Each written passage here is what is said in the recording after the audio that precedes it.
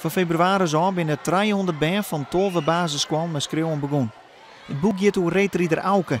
Je kan zelf net goed lezen en schreeuwen en beleeft het alle keer avonturen. Elke school had een hartstikke schreeuwen. Je moet mij gewoon bij een stukje voorlezen aan het grote publiek. Het gaat aan. Auke heeft het bericht op de radio en krijgt voor dag gekriebels en denkt: yes, ik zal voor het eerst meedoen aan de Alversterrentocht. Prinses Laurentien is ambassadrice van de stichting Lezen en Schrijven. Ik zie dit haar voorleeskunst jaren.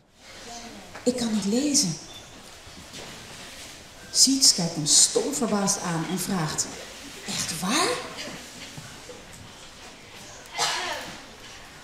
Ik zag hem kapot, antwoordt Auke zacht. In Friesland had 1 op de 10 mensen moeite met lezen en schreeuwen. Omdat het de week van de alfabetisering is, wordt er deze week een soort omdenken vervregen.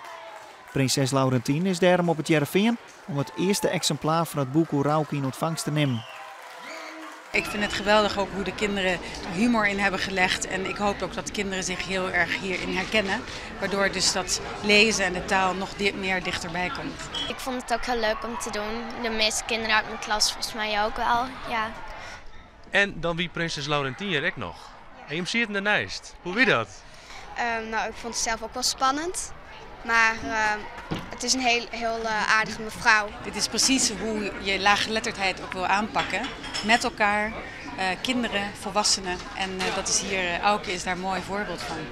Het boek De avonturen van Auke leidt van Noah in de boekwinkels.